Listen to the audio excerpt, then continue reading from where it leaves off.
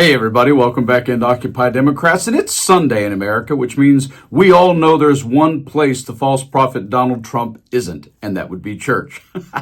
And in this breaking story, one of the key things to note as each passing day in this second term goes by, Trump begins to lose his grip on a great deal of his base and supporters across the country in all sectors. I'm going to show that story to you in a few seconds. If you'd like to see him lose his grip completely, and I don't mean dentures, subscribe to the channel. But in this breaking story, it has to be noted that a lot of the religious community, especially recently, has been coming after Trump. But back in the day, you heard this from this very key Catholic bishop right here. Let me make one final plea, Mr. President. Millions have put their trust in you.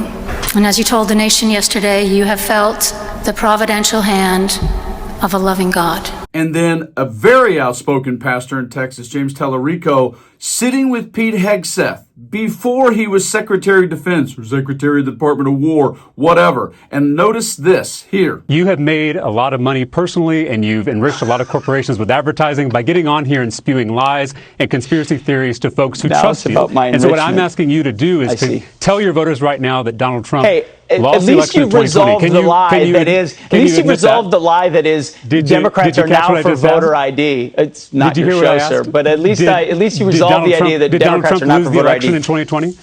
Real quick. Can you answer the question? Did Donald Trump lose the election in 2020? I'm answering questions. Don't really feel any obligation to answer anything an uncomfortable question for you? No. Man, Pete Hegseth is a rude jerk, right?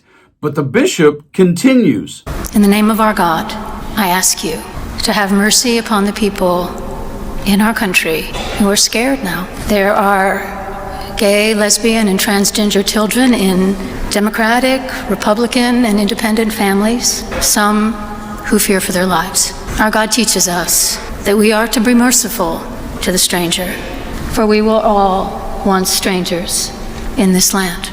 May God grant us the strength and courage to honor the dignity of every human being, to speak the truth to one another in love, and walk humbly with each other and our God for the good of all people. And what we have today, 11 months on the nose into this second term, is the reality that a huge percentage of the religious community feels exactly the way this Trump voter does right here. Voted for President Trump. Yes, sir. Why did you vote for him? Because I was an idiot. 80% of the evangelical Christian people were lied to, if you really want to know the truth, and that's exactly what happened. I just want to make sure people watching this understand who you are. My wife and I, when we don't work, we're ministers.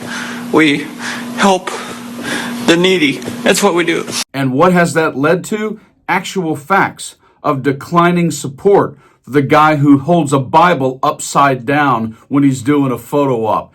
Check out this breaking story in a Sunday in America right here. Look out, Donnie. Here they come. Dividing us. Pastors release scathing attack on self-serving Trump's MAGA Christianity. Within Christianity, President Donald Trump is drawing everything from adulation to intense disdain.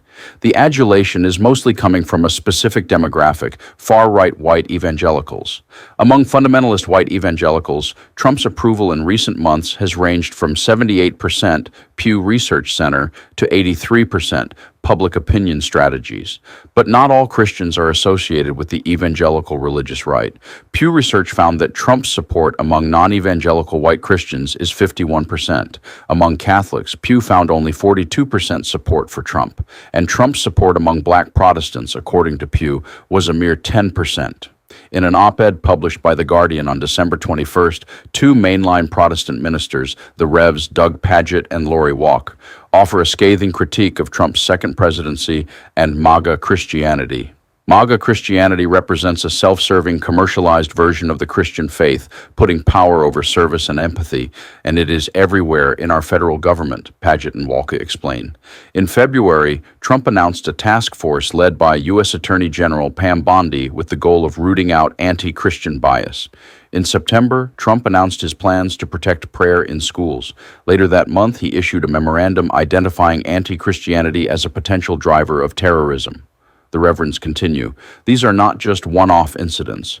This is a national effort to push the MAGA Christianity agenda on Americans, and we're already seeing the consequences. Paget and Walker lay out a variety of ways in which MAGA Christianity and Christian nationalism, they argue, are unchristian. Despite the Bible's clear call to love thy neighbor, the pastors lament, the MAGA movement has used its version of the Christian faith to oppress immigrants, oppose the rights of women, and condemn the LGBTQ+ community.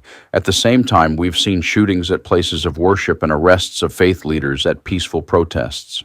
Paget and Walker continue. As faith leaders, our greatest strength during Trump 2.0 and the rise of Christian nationalism is our local congregations. It's our ability to physically come together in our communities, communicate with one another, support our neighbors in need, and elevate our own Christian values that set us apart. Faith leaders have a powerful role to play, especially as the Trump administration continues to use religion to divide us. Oh, yeah. You take young people, independents, educated suburban females, and the religious sector, along with a huge percentage of evangelicals, you lose all those, you ain't got no shot.